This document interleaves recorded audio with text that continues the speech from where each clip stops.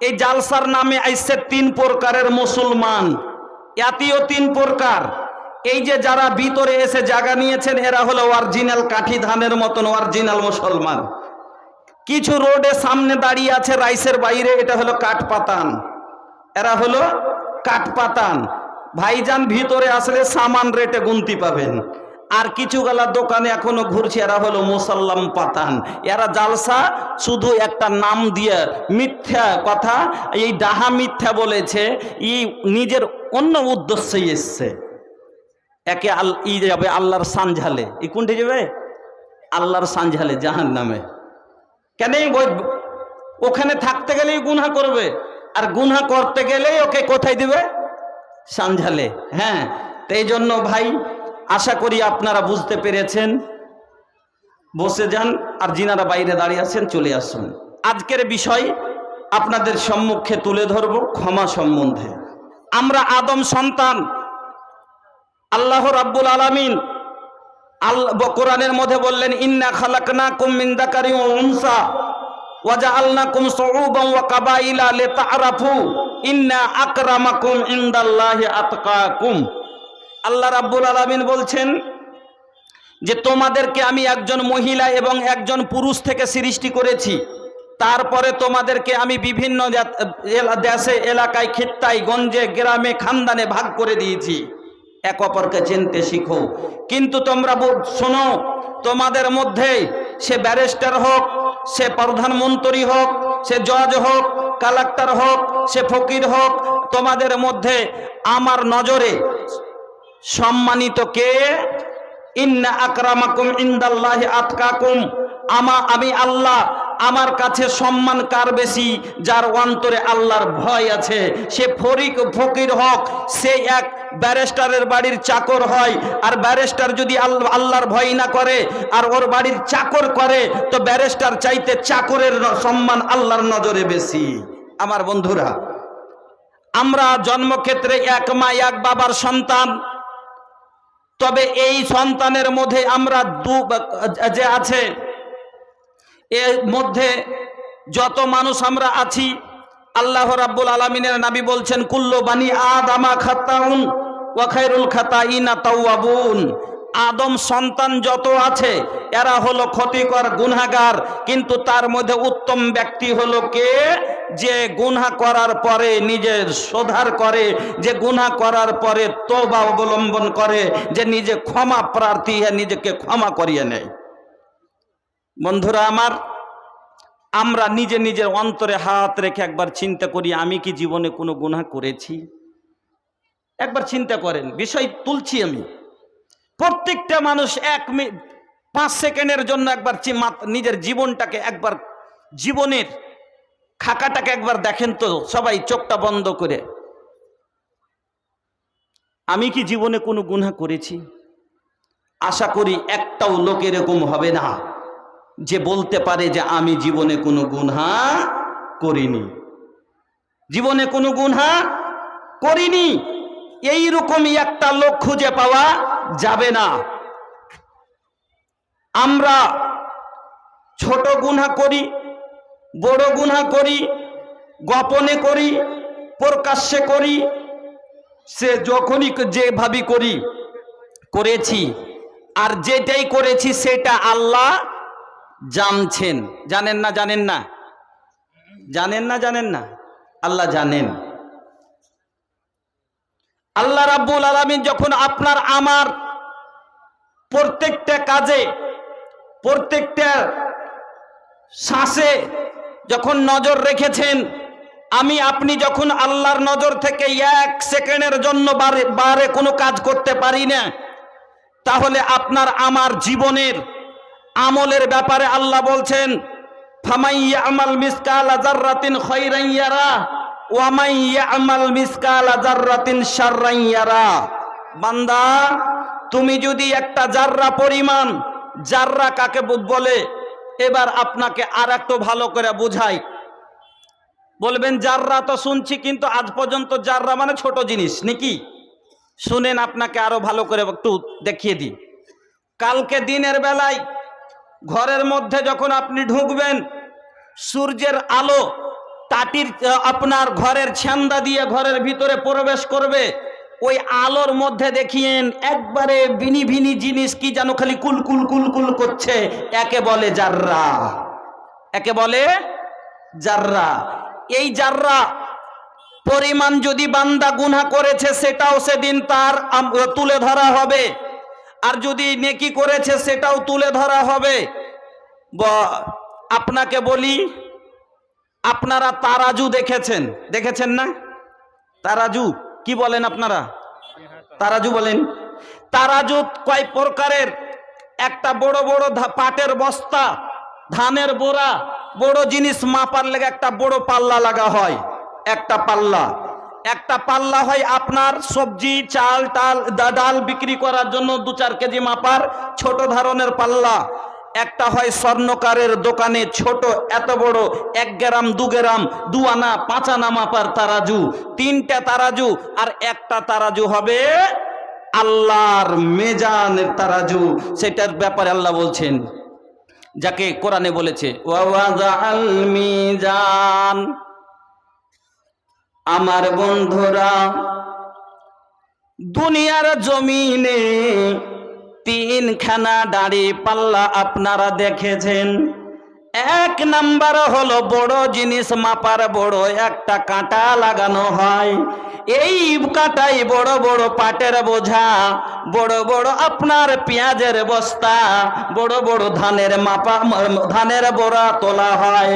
কিন্তু ভাইজান, এই দাড়ি পাল্লাটা 1 নাম্বার খাঁটি নয়। বড় মাপের পাল্লাই যদি 1 পোয়া বেশি চলে যায়, 100 গ্রাম পেঁয়াজ যদি বেশি হয়, সেটা কিন্তু কাঁটাই ধরা যায় না। যাতে কুইন্টাল 50 কিলো মাপা হয়, তাতে 100 গ্রাম 50 গ্রামের ওজন ধরা হয়? হয় না। খুব গুরুত্বপূর্ণ কথা বলছি, খুব কান দিয়ে শুনবেন। কিন্তু ভাইজান,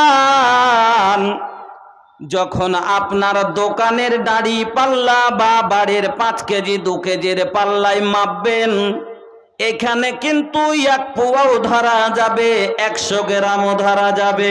কিন্তু এই পাল্লাতে যদি 4টা চালের দানা বেশি হয়, 5টা ধানের দানা বেশি হয়, ধরা যাবে না। বড় মাপের দাড়ি থেকে তাহলে মাঝারি মাপের দাড়ি হলো উন্নত মানের। বুঝে আসছে কথা? কিন্তু ভাইজান, স্বর্ণকারের দোকানে যে তারাজুটা হয়, দাড়িটা হয়, এই দাড়িতে যদি একটা চালের দানা দেন তবে তার ওজন ধরা যায়। যায় না? যায় না? স্বর্ণকারের দোকানের তারাজুতে পাটের বস্তা মাপা যায় না। পাটের বস্তা মাপা তারাজুতে সোনা মাপা যায় না। কেন? সোনা মাপতে গেলে 1 পোয়া যদি বেশি চলে যায়, স্বর্ণকার মরে যাবে। মরবে না? মরবে না। আর যদি ওই পাটের বস্তা স্বর্ণকারের তারাজুতে মেপে দেয়, তাহলে কিন্তু বিজনেসম্যান মরে যাবে, নিতেই পারবে না। এত কাটা কাটা দাড়ি দিয়ে ব্যবসা তার ভারী হয়ে যাবে। কি ভাইজান, তবে উন্নত মানের তারাজু দুনিয়াতে আপনার স্বর্ণকারের তারাজু হলো।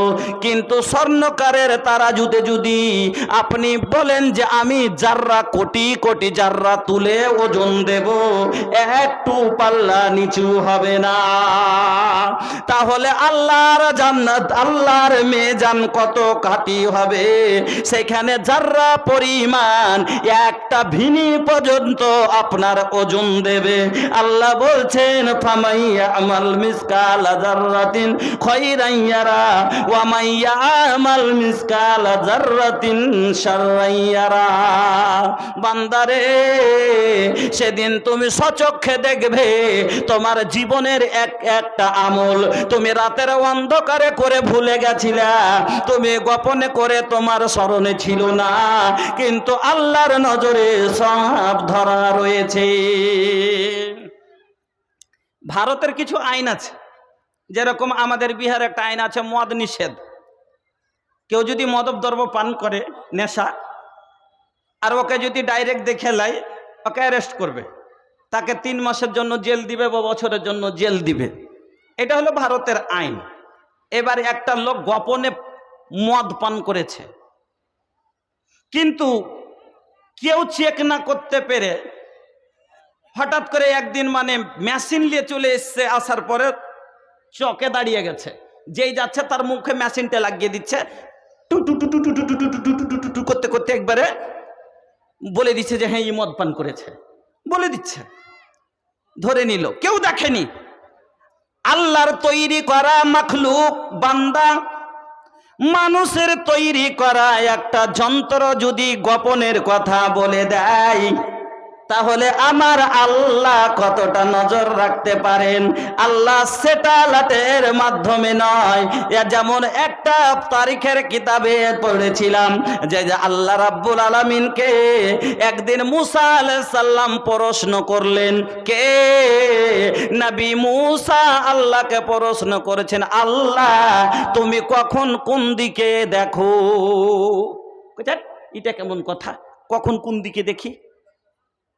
আল্লাহ বললেন, মুসা আমি তোর প্রশ্নের উত্তর দেব না, বরং কিছুটা লকড়ি কুড়িয়ে জমা কর। আল্লাহ বলে দিলি তো 1 মিনিটে কথা শেষ, এবার আমি মাঠে মাঠে লকড়ি কুড়াবো, তারপর আনন্দ দিব? হ্যাঁ, কইছে হ্যাঁ উত্তর তোর ওইখানেই আছে, লকড়ি জমা কর, তাতে আগুন দে। আগুন দিয়ে দিয়েছেন। এবার মুসাকে বলছেন, মুসা একবার উত্তরে দাঁড়া, একবার দক্ষিণে দাঁড়া, একবার পূর্ব দিকে দাঁড়া, আগুনের পশ্চিমে দাঁড়া, চতুর্দিকে দাঁড়ানো হয়ে গেছে। এবার বলছেন, মুসা রে বলতো আগুনের তাপমাত্রাটা কোন দিক থেকে পেয়েছিলি? বলেন, আল্লাহ আগুনের তাপটা তো চতুর্দিকেই পেয়েছি। বলে, মুসা তাহলে বল, আমার তৈরি করা আগুন যদি এক জায়গায় থেকে চতুর্দিকে তার তাপ ছড়াতে পারে, আমি আল্লাহ জমিন আকাশ তৈরি করে আমি কি তার মধ্যে নজর রাখতে পারি না? আমার বন্ধুরা, আমার ভাইজানেরা, তাহলে লোকটা এবার পড়ে গেল ভেজালে, বাঁচতে পারলো না, অ্যারেস্ট হয়ে গেল। যখন গোপনে কিছু করার পরও বাঁচতে পারবে না, তাহলে লোকটার ব্যাপারে যখন জেনে গেল, লোকটাকে আত্মসমর্পণ করে দেওয়াটা বুদ্ধিমানের কাজ। এবার লোকটাকে ধরে নিয়েছে, ওখান লোকটা আবার পালাতে শুরু করেছে। আচ্ছা, পালিয়ে তার লাভ হবে? পালিয়ে লাভ হবে না। ওই রকমই আপনি গুনাহ করেছেন, আল্লাহ আপনাকে দেখেছে, আপনার পালিয়ে কোনো লাভ হবে? পালাইতে পারবেন? আরে भैया भागे के कोनो जगह बाका? अरे ऐजा से भाग के चल जाइबा पूर्णिया, लेकिन भैया पूर्णिया तल्ला यही के जमीन बना, दुनिया के कोनो जगह में जाके भैया बच ना सकेला। काहे के हर जगह अल्लाह के नजर बा, सब जगह अल्लाह के नजर बा। যখন আল্লাহর নজর থেকে আপনি বাঁচতেই পারবেন না, তাহলে নিজকে আল্লাহর আগা দিকে গুনাহ করার পরে আত্মসমর্পণ করে দেওয়াটা হলো বুদ্ধিমানের কাজ। গুনাহ মানুষ থেকে হতে পারে, নাদানি আমাদের কাছে হতে পারে, আমরা গুনাহ করতে পারি, কিন্তু বুদ্ধিমান হলো ওই ব্যক্তি যে শয়তানের চক্রান্তে পড়ে গুনাহ তো করে নিয়েছি, কিন্তু না, এখনো মালিকের আগা দিকে আমি নিজকে আত্মসমর্পণ করে দিয়ে নিজে ক্ষমা করিয়ে নিই। তাহলে বন্ধু, ক্ষমা করে নিতে হবে। আল্লাহ ওটাই কথা বলছেন, আস্তাগফিরুল্লাহ, তোমরা ইস্তিগফার করো, ক্ষমা প্রার্থী হও, ক্ষমা চাও। ইন্নাল্লাহা কানা গফুরার রহিমা, নিঃসন্দেহে তোমার আল্লাহ হলেন ক্ষমাবান, তোমাদের ক্ষমা করে দিবেন। আল্লাহ রাব্বুল আলামিন বলেন, তুবু ইলাল্লাহি তাওবাতান নাসুহা, ওরে তোমরা তোবা করো। কেমন করে তোবা করবে? তওবায়ে নাসুহার মানে হলো একটা এমন ভুল করেছেন যেই ভুলটা করার পরে আল্লাহর আগা দিকে আপনি তোবা করেছেন আর বলছেন, আল্লাহ আমি বুঝতে না পেরে এই ভুল করে দিয়েছি, আল্লাহ জীবনের মতো আমি ওয়াদা করেছি আর কোনো দিন আমি এই ভুল করব না। আর যদি বান্দা সত্যি অন্তর থেকে এটা তোবা করে থাকে, একে বলে চিরদিনের মতো গুনাহকে গুনাহটাকে ছেড়ে দিয়ে তওবা করার নাম হলো তাওবাতে নাসুহা। যদি কেউ এইরকম করে তওবা করে, আল্লাহর কাছে ক্ষমা চায়, লাভ কি হবে? আল্লাহ রাব্বুল আলামিন বলছেন তাওবাতান নাসুহা আসা রাব্বুকুম আইয়ুকাফিরা আনকুম সাইয়াতিকুম। তোমার রব, তোমার প্রভু, তোমার ঈশ্বর, তোমার আল্লাহ তোমার জীবনের গুনাহকে ক্ষমা করে দিবেন। আর কি করবেন? গুনাহ ক্ষমা করে দিবেন, আর সাথে একটা স্পেশাল অফার দিবেন। অফারটা কি? আল্লাহ বলছেন ওয়ায়ুদখিলুকুম জান্নাতিন তাজরি মিন তাহতিহাল আনহার। স্পেশাল অফারটা কি হবে? যে তোমাকে আমি আল্লাহ এমন জান্নাতের মধ্যে প্রবেশ করব যার নিচু দিয়ে ছলছল করে নহর প্রবাহিত থাকবে। আরো একটা সাথে অফার দিব কি? ইয়াউমা লা ইউজি আল্লাহুন নাবিয়্যা ওয়াল্লাযীনা আমানু নূরুহুম ইয়াসআ বাইনা আইদিহিম ওয়া বিআইমানিহিম রব্বানা আতমিম লানা নূরানা ওয়াগফির লানা ইন্নাকা আনতাল গফুরুর রহিম ইন্নাকা আলা কুল্লি শাইইন কাদির। আল্লাহ রাব্বুল আলামিন বলেন যে আমি আল্লাহ তোমাকে আরো অফার কি দিব? তোমার ওই আখিরাতের নূরকে আমি পরিপূর্ণ করে দিব। সেই দিন তোমার নূর তোমার ডানে ডানে দৌড়াবে, তোমার সামনে সামনে দৌড়াবে। তাহলে অফার বুঝতে পারলেন? আল্লাহ বলছেন চিরজীবনের মতো যারা তওবা করে আমি আল্লাহ তার জীবনের গুনাহ ক্ষমা করে দিই। তাহলে গুনাহ তওবা আপনার কিরকম ভাবে করতে হবে এবার ভালো করে বুঝেন। এর কয়েকটা শর্ত আছে, আপনার গুনাহ মাপ হবে, গ্যারান্টি। 100 মানুষের কাতিল যদি ক্ষমা পেয়ে নেয়, হাদিসে আছে কিনা? সেই হাদিস থেকে একবারে আপনারা শুনে আছেন ঘটনাটা, যে একটা লোক 100টা লোককে হত্যা করেছিল, তারপরে জান্নাতে গেছে। শুনেছেন ঘটনাটা কিনা? হ্যাঁ, তবে 100টা কাতাল করার পরে, হত্যা করার পরে যদি জান্নাতে যেতে পারে, ক্ষমা পেয়ে যাই, আমরা তো আশা করি এত কিছু করিনি, ইনশাআল্লাহ ক্ষমা পাবো। শর্ত 6খানা বলবো। কয়খানে? 6টা শর্ত। এই শর্তের ওপরে যদি ইস্তেগফার করতে পারেন, নিঃসন্দেহে আল্লাহ আপনাকে মাফ করে দিবেন আর আপনি জান্নাতি হবেন ইনশাআল্লাহ। 1 নাম্বার, আল্লাহকে সন্তুষ্ট করার জন্য ইস্তেগফার করতে হবে, আপনার আল্লাহকে রাজি করার জন্য। যেমন একটা নিজের কোনো ফায়দার জন্য নয়। উদাহরণ, একটা লোক একটা খাসি বিক্রি করতে গেছে বাজারে, কুরবানির সময় একটা খাসি বিক্রি করতে গেছে। তো লোকটা সকাল 10টা থেকে নিয়ে বিকাল 4টা পর্যন্ত দাঁড়িয়ে আছে, তো খাসিটা বিক্রি করতে পারে না। তো একটা লোক এসে বলছে ভাইজান খাসি বিক্রি করবেন? কইছে হ্যাঁ। কইছে কি হলো, খাসি বিক্রি হলো না? না। তো কত দাম রেখেছেন? কইছে 20,000। কইছে আচ্ছা ঠিক আছে, 20,000 আমি আপনাকে দিয়ে দেবো, বাকি ওপরে যেটা বিক্রি করতে পারবো সেটা আমার। কইছে ঠিক আছে, আমি 20,000 পেলেই আমার যথেষ্ট, আমি তো 20,000ই সকাল থেকে বিক্রি করতে পারলাম না।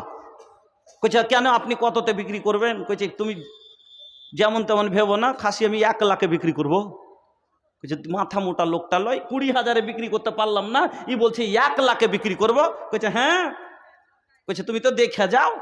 এবার লোকটা খাসি লিয়ে দাঁড়িয়ে আছে, একটা লোক ভদ্রলোক গাড়ি চালাচ্ছে, আর পিছনে তার চাকর বসে আছে, বাড়ির মানে রাখাল বসে আছে, ওই যে ধরে নিয়ে যাবে তার জন্য খাসিটাকে।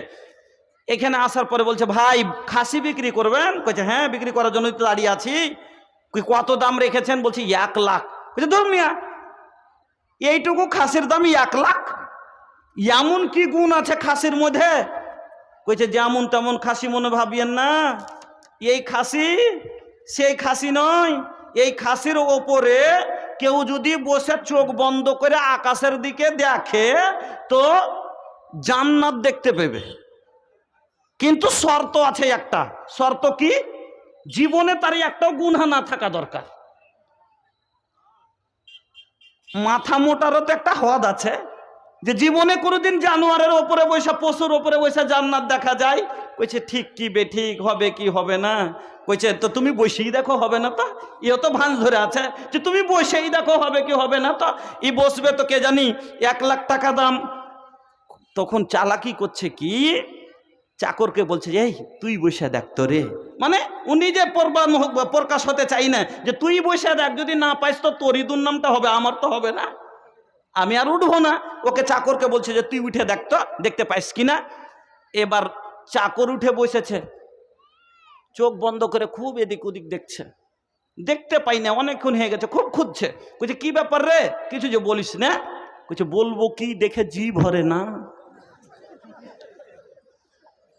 বলবো কি, জান্নাত দেখার পরে কি আর মন হয়েছে অন্য কিছু দেখার? আসলে কি লোকটা দেখতে পেয়েছে? পাইনি। কিন্তু কেন কথাটা বললো? আমি যদি বলি পাইনি, আমার মালিক ভাববে লোকটা গুনাহগার, আমাকে চাকরি থেকে বের করে দিবে।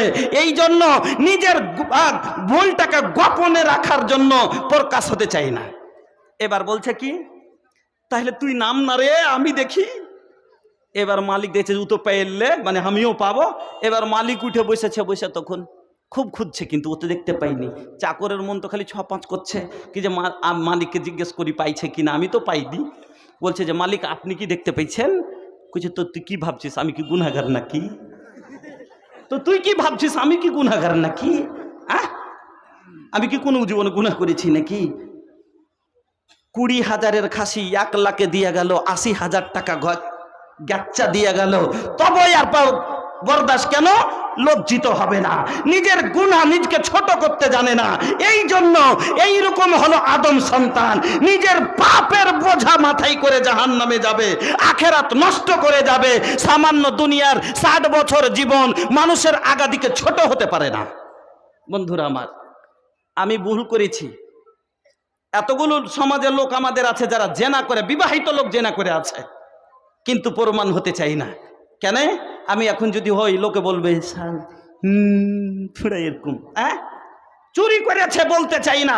কেন বলে না? লোকে বলবে যে ছোড়া চোর। এইরকম করে গুনাহ করে বসে আছে। বন্ধু, আমরা আজকে যেটা প্রমাণ হওয়াটা, নিজকে আমরা খুব ছোট মনে করি। মাইজ বিন মালিকের ঘটনা মনে নেই? গামেদিয়া বংশের মহিলার ঘটনা, জোহাইনা কাবিলার মহিলা, তারা কি এরকম নিজকে ছোট করেছিল, যার কারণে আজ মহিলা মহলে যে ভিক্ষুকরা ঢুকেছেন, আপনারা তাড়াতাড়ি বেরিয়ে যান। যারা স্বেচ্ছাসেবক ভলেন্টিয়ার আছেন, আপনারা একটু লক্ষ্য রাখুন। মহিলা মহলে ভিক্ষুক ঢুকেছে, ওদেরকে বাহির করে দেন। ভিক্ষার জায়গা মহিলা মহল নয়। বাইরে বাইরে রাস্তায় ঘাটে যেখানে আছে সেখানে করবে, কিন্তু মহিলা মহলের ভিতরে দেবেন না ওদেরকে, ওদেরকে একটু সরিয়ে দিন। এটা জীবনে প্রথমবার শুনছি গো, যে জলসা সভাতে মেয়ে মহলে ভিক্ষুক ঢুকে ভিক্ষা করে। এটা প্রথমবার শুনলাম। এরাও কত ভাঁজ বলেন তো ভালা, এটা কি আর ভিক্ষা করার জায়গা গো? আল্লাহ, সবাই নিজের ভাঞ্জে আছে। বন্ধুরা আমার, জোহাইনা বংশের মহিলার ঘটনা বলবো না, গামেদি বংশের মহিলার ঘটনা বলবো না, শুধু এবরাতের জন্য মাইজ বিন মালিকের ঘটনা 1 মিনিটে বলছি। সুবহানাল্লাহ। যেটা আমরা আজকে নিজকে লজ্জাবোধ করি যে আমাকে লোকে জানবে, মাইজ বিন মালিক জানিয়ে গেছেন। আজ তিনার জীবনের ঘটনা গল্পকে আজ আলাল এলান সভাতে বর্ণনা করে ইবরাত হাসিল করা যায়, তাতে থেকে সবক নেওয়া যায়। মাইজ বিন মালিক একজন সাহাবী, খুব ধ্যান দিয়ে শুনবেন। বিবাহিত লোক জেনা করে নিয়েছে, কেউ দেখেনি, কেউ জানে না। আজ আমরা গুনাহ করার পরে যদি আমাদের কেউ দেখে লাই, ভাই 10,000 তোকে দিয়ে দেবো, তুই লক করে থাক, ওকে ছাড়বে, আর না হলে গ্রামের মড়লকে ছাড়বে। এমনও মড়ল দেখেছে জীবনে, এমনও সর্দার দেখলাম যে যদি টাকা নেওয়ার আগে বিচার বসে গেছে, বলছে আমি লাহারি খাইনি, একটু লাহারি খেয়ে আসছি বাড়ি থেকে, মানে এর মধ্যে দিয়ে এসো। সর্দার নিজের মুড গরম করে নিয়ে কথাকে কোথায় থেকে কেমন করে দফন দিতে হবে জানে। মানুষকে টাকা দিয়ে ছুপিয়ে নিতে পারা যায়, মানুষকে দপট দেখিয়ে ছুপিয়ে নিতে পারা যায়, কিন্তু আল্লাহর নজরে থেকে কি সেই দিন বাঁচতে পারবেন না। মাইজ বিন মালিক চিন্তায় পড়ে গেছেন, আল্লাহ আমি ঘটনা করে দিয়েছি, এই অবস্থাতে যদি আমার মরণ হয়ে যায় আমি আল্লাহর আগাদিকে কি মুখ নিয়ে যাব, কেমন করে লজ্জায় মুখ দেখাবো। আল্লাহ যখন বলবে তুই আইসিস তো জেনা করে না, এই অবস্থাতে এসছিস দুনিয়া থেকে, না সামান্য কটা দিন জীবনে বাঁচব, আমাকে রজম করে দিবে, 8 ঘন্টার ব্যাপার, আমি হত্যা হয়ে আমি মরে যাব, পাথর খেতে খেতে মানুষ 8 ঘন্টা কষ্ট পাবো, কিন্তু আমার ভবিষ্যৎ যেই জীবনে কোনোদিন মরণ নাই সেই জীবনের কষ্ট থেকে আমি বেঁচে যাব। নবীর কাছে চলে আসলেন, নবীর কাছে আসার পরে বলছেন, তাহিরনি ইয়া রাসূলুল্লাহ, আল্লাহর রাসূল আপনি আমাকে পাক করুন। আল্লাহ পাকের নবী বলছেন, কেন পাক করব, কি হয়েছে? বলছেন, এমনি জানাই তো আমি জেনা করেছি, আমি কুকর্ম করেছি। নবীজি বলেন, লোকটা পাগল নাকি রে, লোকটা এই কথা কেন বলছে, নিজে থেকে এসে লোকটা পাগল নাকি? প্রমাণ হয়ে গেল পাগল নয়, এটা কোনো মেন্টাল নয়, এটা হলো আল্লাহর পাগল, দিন নবীর পাগল, এটা হলো আখেরাতে জান্নাতের পাগল, জান্নাতের জন্য পাগল হয়ে এসেছে।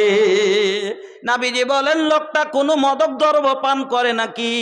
তার মুখের গোড়ায় নাকটা লাগিয়া দেখো। আল্লাহ রে আল্লাহ, আজকে আমরা অনেক মানুষ মাদক দ্রব্য পান করি, নেশা করি না।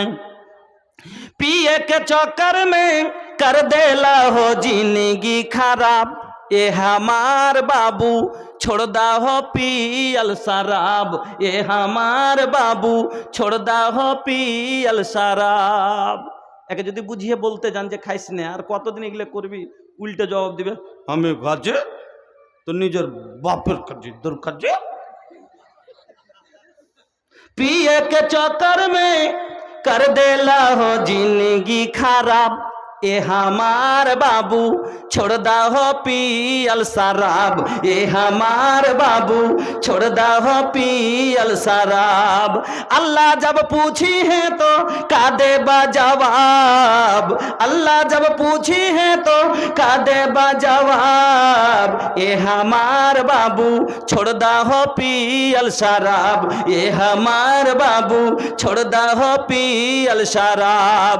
ना नमाज ना रोजा बाटे ना सदका खैरात हो, ये हमार चाचा काले के जैबा अपन साथ, ये हमार बाबू काले के जैबा अपन साथ। আল্লাহ রসুল বললেন, লোকটা দেখো তো মদ টদ পান করেছে নাকি, নেশা করেছে নাকি, খবর আসছে রে ইয়া রাসূলুল্লাহ, লোকটার মুখ থেকে দুর্গন্ধ বলতে কোনো জিনিস নাই, লোকটা মদ তো দূরের কথা কোনো বিড়িও পান করে নাই।